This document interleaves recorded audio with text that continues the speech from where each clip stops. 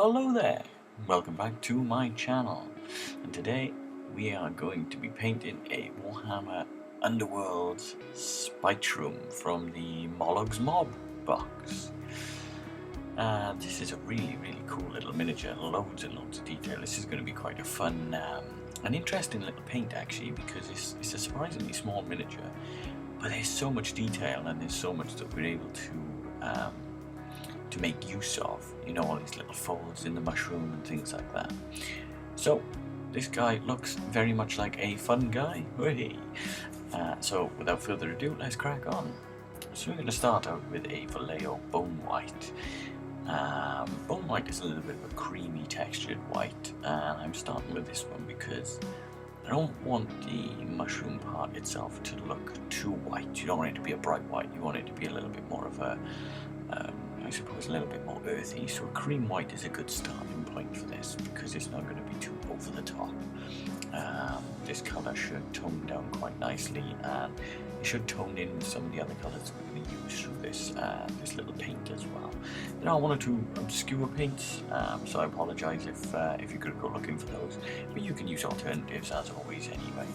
But like I say, to begin with, we're going to cover the whole base part of the bottom half of the mushroom in a bone white. We're also going to cover the skulls in the same colour as well, and we're going to play about and sort of do a few different kinds of effects and techniques anyway. So moving on, once you've got your base colours down, you want to move on and shade it with the Citadel Agrax Earthshade. So like I was saying earlier about things being a little bit earthy and toned, I mean, mushrooms tend to grow in sort of like dark and dingy places. They tend to grow in a lot of the really difficult sort of areas like the mud and all of the sort of wet, dark points. So you don't want him to be too lavish underneath. You want it to maintain these sort of like dirty, earthy colours. So Agrax Earthshade, being a brown shade, will lend itself to that quite nicely. Now once you've done the shading point, so your shade is sat in the recesses, you haven't let it pool too much, what we're going to do is bring that colour back up. But for this, what I'm doing is the majority of this paint job on this miniature is going to be done using a sort of a flow improver. So the one that I'm using at the moment is a technical paint from Citadel called Larmian Medium. And what Larmian Medium does is it thins your paint down, but it doesn't lose any of the consistency or anything like that. It allows you to actually paint multiple layers of the same paint and build the texture, build the colours up, so that if you place your paint on the miniature, it's not too vibrant, it's not too bright, it's not too extreme all at once. What you're actually doing is you're going to want to do 2 or 3 layers of the same coat when you're doing this. So I've mixed this at about 50-50. So in other words, what I've put is I put 1 splodge of Vallejo paint out of the dropper bottle into the palette. I've used my brush to just sort of gather the same, or roughly the same amount of Larmian Medium. So when I mix it, it's smooth, but without being too runny, because you don't want it to be way too runny and then you lose control of the paint on the miniature and so on and so on. So you just want to get that nice consistency as a thinned paint. And what I'm doing then is, with that bone white, the base colour that we use, we're just tracing around, I guess, sort of the raised areas, as you can see. And we're trying to leave the recessed points where the shade is sat, but we're also trying to pick out like some of the details. So what you'll see just below his mouth, you'll see like, I guess it could be like a little bearded area, but just below the kind of mouth are these folds, and where the shade is sat in between, just here, where the shade is sat in between these, what you're going to do is just gently pick out each one like this. And because the paint is thinned with this medium, it's going to dry down quite nice, but it's not going to be too over the top. So bit by bit you can come back and add another layer on top, then another layer on top, depending on how bright or how dark you want this base tone to look. For myself, I've done 2 layers of bone white on top just to get it to a brightness and consistency that I'm personally happy with. But of course that's going to vary with you guys anyway, and you're going to paint as you see, so paint it however you feel is right for you. And the same with the guy's fringe, you know, just going to pick out some of the details there, but just leave in, see those little gaps of shade, just leave in those so that it builds that illusion of depth and things like that. You're going to do that all the way around. It'll take time, this, but it's worth it in the end. It's not really a quick fix in this kind of paint way, so you kind of want to take your time, really enjoy it. Go right the way around the miniature, so as I say, I'm doing the back here now. I'm going to start just across the top point there. I'm just going to pull that paintbrush gently down, see, so we've got complete control here. We're not too extreme. The paint isn't too fluid, because we've mixed that paint to a nice consistency for ourselves as well. And there you go, just controlled strokes, nice small strokes. Just like so. And again, like I say, you can build this up. So you can build this up as you go in. You know, you can do one layer. Think to yourself, some of the more extreme points that are sticking up might be a little bit lighter. So when you paint in your second layer, you could just leave sort of like a halfway areas, only paint sort of from a certain area down, and it's just going to build that texture through the paint, and you're going to get a nice sort of blend, but without using an airbrush and things, I guess. You see what I'm doing here, just picking out on those raised points, just focusing on those more than I am some of the areas underneath, because those are the bits that the light are going to catch. So if the light is going to catch that, those are the points that are going to stand out a little bit more and be a bit brighter anyway. So again, it's all about illusion, creating the lighter points where the light would hit, shaded areas where you'd expect the shade to be, and just leave in those folds and the gaps there as well for it.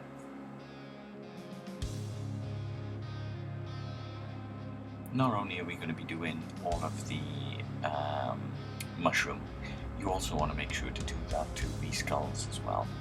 So,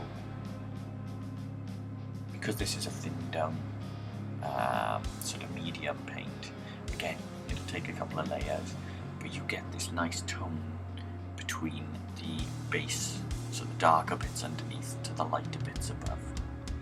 So talking about the light points, I moved on to a palette witch flesh here from Citadel, and again this has been split 50-50 with that medium, with that sort of flow improver. And what I'm doing is I'm just picking out on some of the areas that would be much brighter again. So like I was saying, we're just picking out now on the points that are sticking out a lot more where the light is going to catch. So again, this is going to create that illusion of a brighter aspect or a brighter point on the miniature. And you see, like this point here, just on his little claw arm, I don't know what he's got like a little mushroom arm thing going on here. So you're just going to pick out on some of those areas where you think the light is going to catch. With palette witch flesh on top of that, bone white palette witch flesh rather, couldn't even say that, is a much brighter colour. So again, having it thinned down allows you to control lightening those layers and lightening those stages up without jumping too far in and not kind of ruining your model, but like losing control and covering the whole area and then having to go back and retrace your steps. You can have some real fun playing about with these thinners, these mediums and things like that. And it's a great way to build transitions with a paintbrush. So it's a great way to learn how to build up from a darker colour to a lighter colour in stages. And as I say, it requires a little bit of patience, takes a little bit of time, but it's very much worth it, because some of the tones that you can get from your paint jobs then are so nice that it is definitely worth your time. As you see, I'm just still continuing on from what we were doing earlier, just picking out some of the main points that I think would be a bit brighter.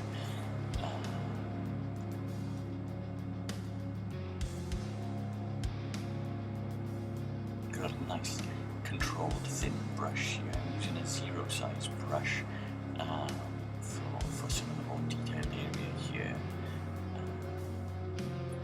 Just trying to pick out some of those little tiny points.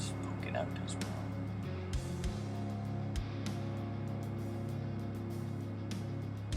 Just like this. See, so we're not covering the whole points that we've done in the bone white with this palette with flesh. We're just being controlled about it. Just like so. There we go. See, so we're kind of leaving that recessed area, the shade where the agrax is. Then we're leaving a little bit of the bone white. And then we're adding the palette rich red. So you're kind of getting that triple effect, that tone. So you've got the dark, the mid-tone, the highlight. And you can push that further. I mean, you can go for an extreme highlight, an edge highlight. So you could go further with like an actual white and things like that if you wanted to. It just depends entirely on the style that you're looking for and how extreme you want your colours to pop, I guess. Don't forget as well with your palette rich flesh to add this onto the skulls. And of course onto his little claw arms, wherever these little creepy appendages are.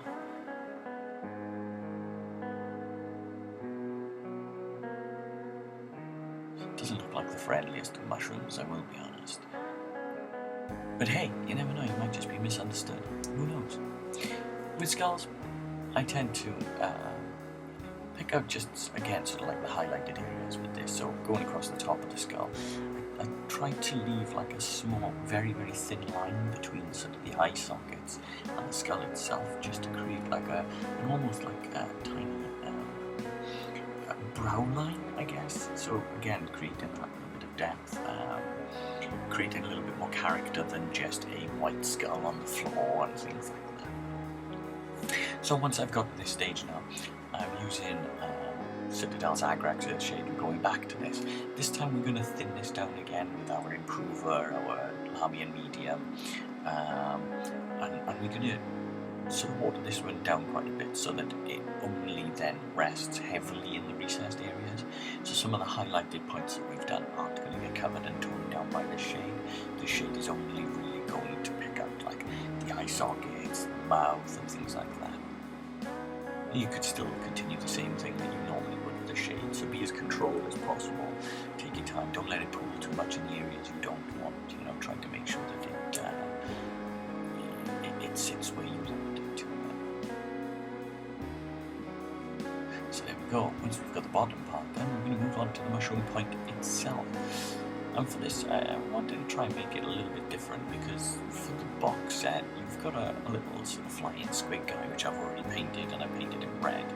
So to change it up a little bit, so we make the mushroom a little bit of purple. So trying something a little different here, because I've only ever used this colour in small stages and small bits and in little bits of armour. So what we're going to do is using a Citadel Xarius purple, or Xeros purple, depending on how you want to say things. And we're just going to use some thin coats and get the mushroom point actually covered in this. This is a really nice sort of like, again, like a mid-tone purple, because we're going to shade the purple, then bring it back up again anyway. You just be very careful when you're coming around to any of the points that you've painted previously. Again, the advantage to paint it, to thin in your paint, sorry, is that if you do make a mistake, you can just use a little bit of water to wash that away before it dries. And so you've got more control then that way.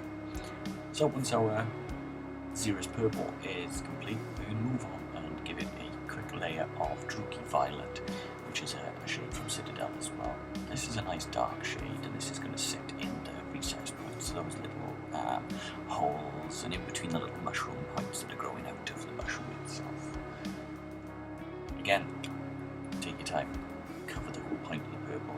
Try to be careful with the shade on this. The purple will pool just underneath of the mushroom, just in the leading point into the bone white and everything that we've just done, because you don't want to end up with a big pool of purple in the white area anyway. So moving back on, we've got a thinned down version of the Xeros purple again. So again, with this thinner or medium, we're just going to rebuild that colour back up. And again, you can take your time with this. Multiple layers, so 2 layers is how I got to the finished effect. But just showing you where we're going to leave, see where the shade is sort of stayed in those little folds almost, so it looks like the mushroom is like a little bit like a pumpkin, I guess, where it's got those little recessed points, those like when it's bulbing out, then when it's growing around itself. So you want to hit the purple on the points that stick out, and on the ballooning areas, the bulbed points, but just a little bit that shade in the darker points there, see? That's it. So as I say, it's multiple layers to get to the same level. So because I've done one layer with a slightly larger brush, I've gone on to a smaller brush and I'm using this now in much thinner strokes. So again, creating that illusion of depth, creating the illusion that there are extra strands to the fact that this mushroom is growing outward and bulbing around itself. Then. There you go, see, so just leaving that little gap, and it doesn't look like much, but once the miniature's finished, it does add a great amount of detail to the character. So again, it's worth spending that little bit of extra time to achieve some of these little effects. So from there, then we're going to move on to the highlighting point. This one is an army painter colour. This one's called Alien Purple. So this is it's like a shade up from your Zero's Purple. When you paint it, it looks lighter than it actually dries. So when you paint it on the miniature, don't be worried or fooled into thinking that it is very bright, because it's not actually as bright as you'd think. And again, what we're doing is we're doing those lines again. So we're trying to leave that illusion of the bulb and trying to leave some little lines there. You've got quite a lot of creative license in this sort of side of things. You don't have to completely cover it all in the next highlight. You can make some small lines, create that depth, create that character, and really play about. Just have some fun, take your time, really get creative, you know. So you see there, instead of going and covering the whole bulb, see I've just left a line there. So there isn't that extra bulb, but we're going to create it anyway. We're going to make it look like there is one, okay?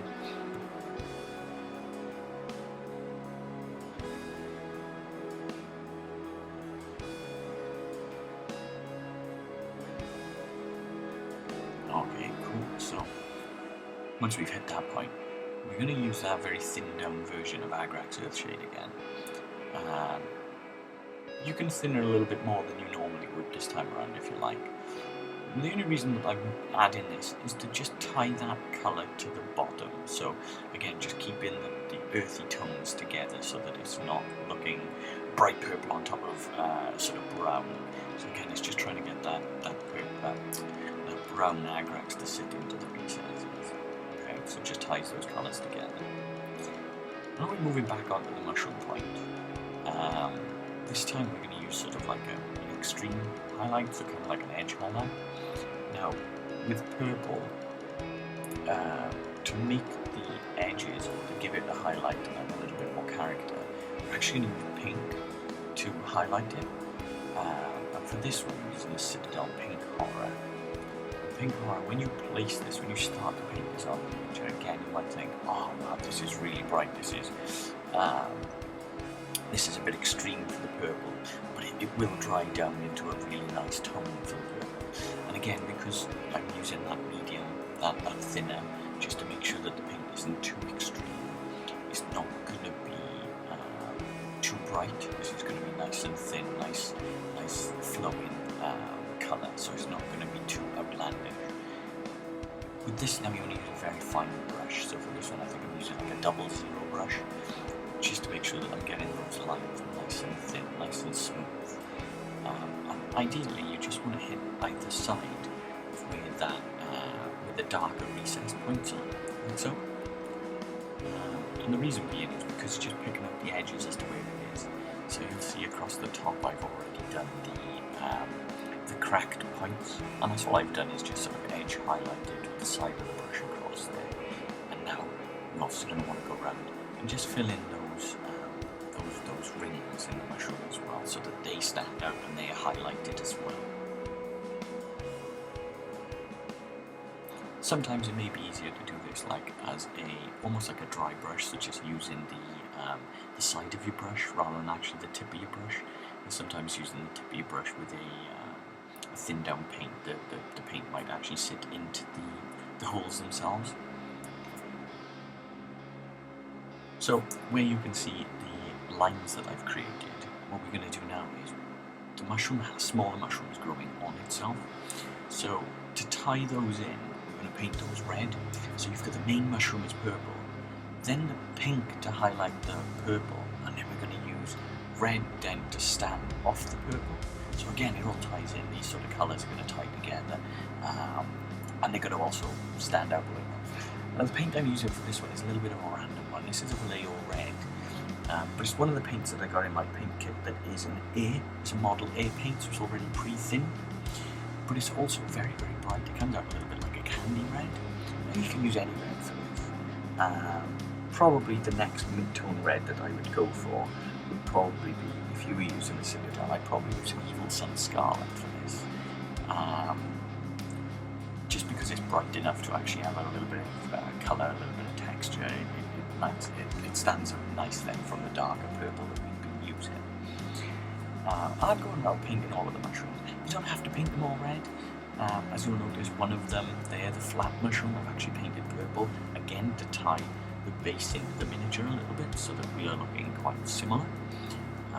Because if you painted them all just one colour, again, you're not actually having as much variation and as much to look at then around the base and things as you have with the miniature. You know, you kind of want to make things a little bit different, something for people to look at when they're looking at your miniature. So I discovered a colour the other day, and when I saw it, I had to pick it up in my local shop.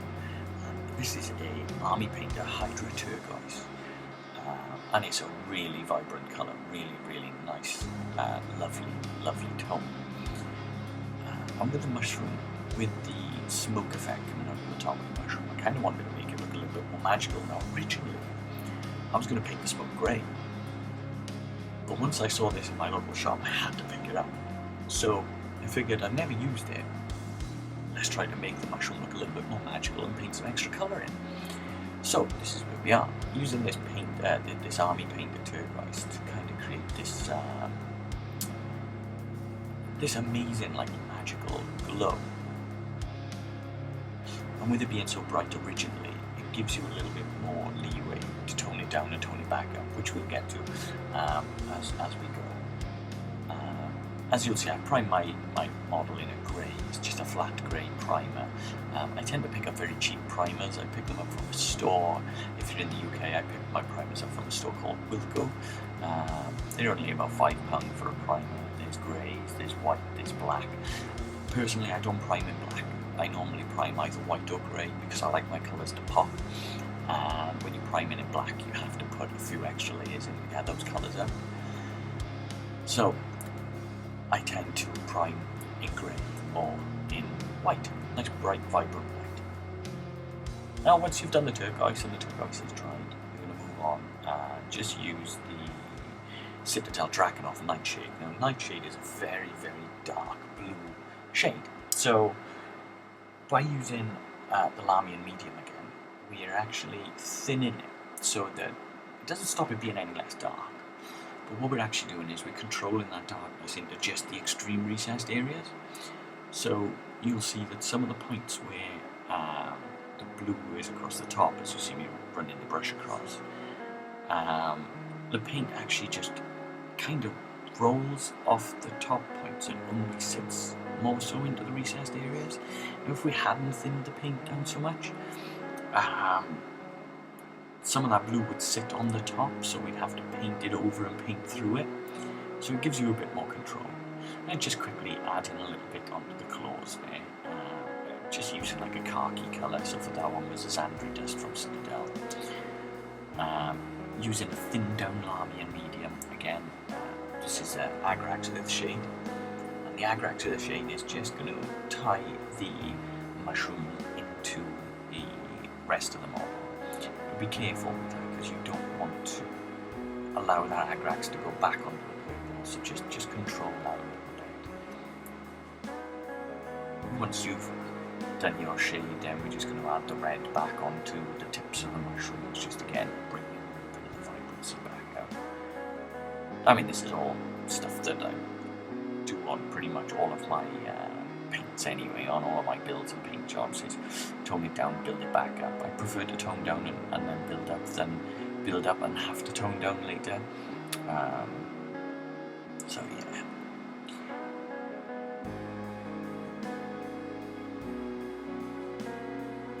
And again, moving on to the highlighting of the smoke. So whereas we've done the turquoise already once, then we've toned it down with the Drakenhof Nightshade. You're going to want to use a thinned version of the Hydra just to sit on the raised areas then. So just picking them out. They're almost like clouds. I'm guessing they are. They're a little bit smoky, aren't they? So you're just painting like the fluffier parts, the bits that bulge more.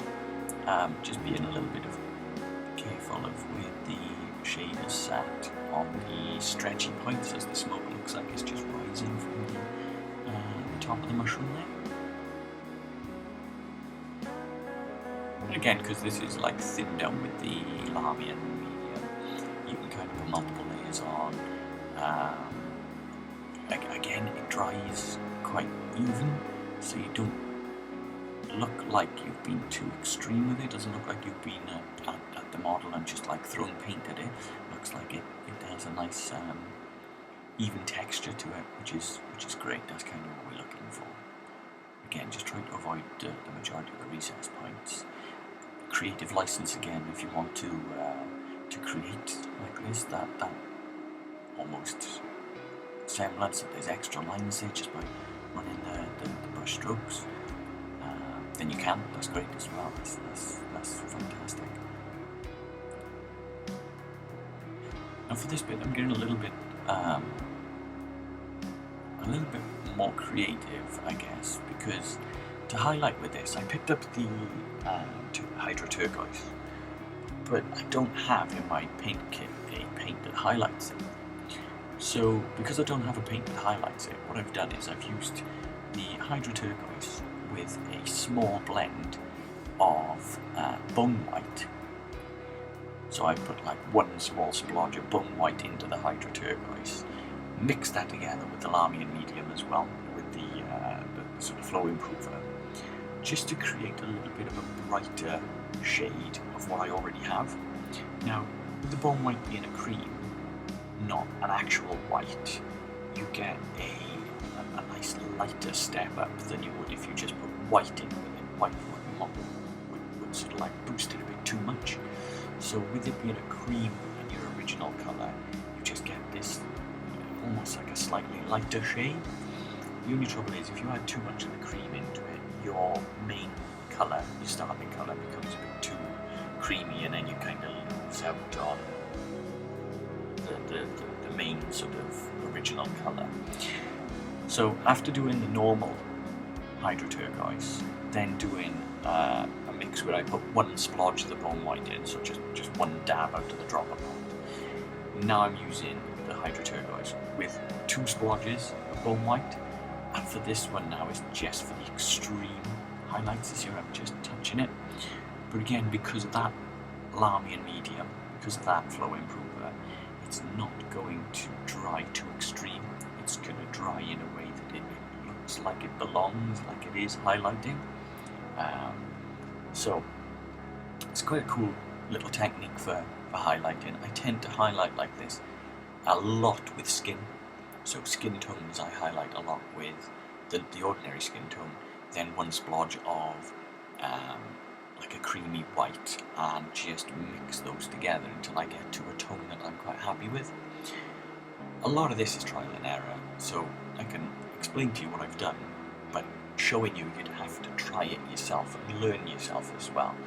So what I would say is have some fun, sit down, try mixing a few different colours, and try highlighting different things, and seeing how you get on with that kind of technique, and see if that helps you out, and see if that gives you sort of the confidence to start mixing your paints and building up on those layers and tones as well.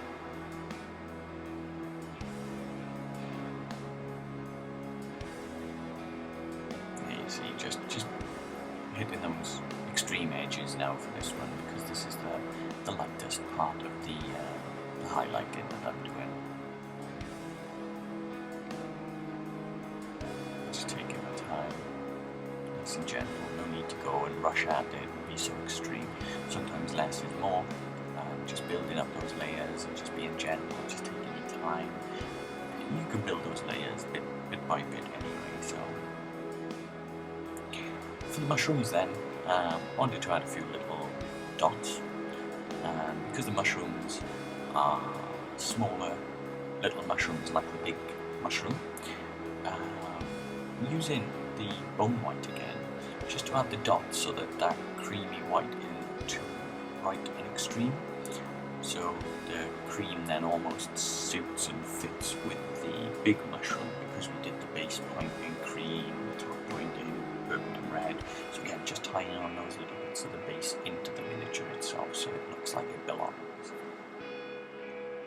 And be careful with the brush as well. It can be quite difficult on times when you're placing the tip of your brush onto the model, because if you press down just a little bit too hard, the brush will sort of like spread out and paint will make quite obscure shapes rather than dots.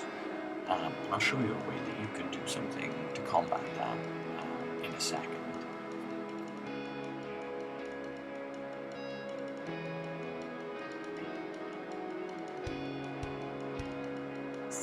So I'm just taking my time being very, very gentle so I don't spread that paint around too much.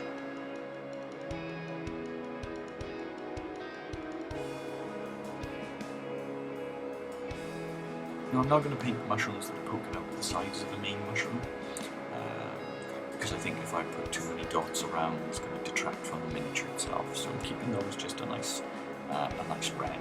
What I'm going to do instead is just add an edge highlight of Wild Rider red, which is like a really orangey red just across the side. So what you do is you just use the side of your brush and just drag the side of your brush just gently across the edge of the red that's poking out. That will dry onto the red nicely. It'll tie itself in nicely, and it'll give you just a little tiny semblance of like a highlight around the edge without going too extreme. You don't need to be there you go. See, you can just see it comes popping a little bit on the outside.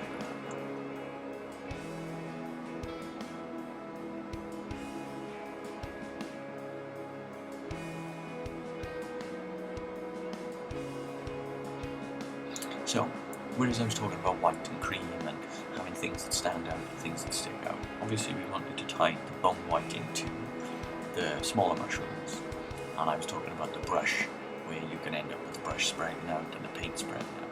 So to make these look a little bit more magical, we're using a white. And you can use any white for this. I'm using a Vallejo white just because it was the closest white that I had. But you could also use the Citadel, you know, the white scar, you'll get the same sort of effect. But what I'm doing with this is, instead of using the brush, we're using a pencil. And the point of that is, with a pencil you can sharpen the tip, or you can round off the tip, or you can control sort of how big or small you want that to be. But when you dot that onto the miniature, it makes a dot. You don't end up with the brush head spreading out everywhere. So this is like a really cool little cheat, I guess, in how to get dots, but without the brush sort of the bristles spreading out and creating odd shapes out of the dots that you're trying to make. So again, with this you can be creative. You can make the pencil as sharp as you like to make those points, and the dots as small as you like, and you can place those dots anywhere you like. So you can just dot them about in smaller areas, cover it in dots. If you painted something that has dots on their clothing, then that gives you something else to try. So once we've got to that stage, we're pretty much all done. The only thing I've done, which is off camera, is just dry brush the base, 2 different greys, and we're at that stage. And he's all complete. There's your little fungi, there's your little mushroom. So thanks very much for watching. As always guys, I hope that there was something worthwhile in this video, and I hope that you guys enjoyed it.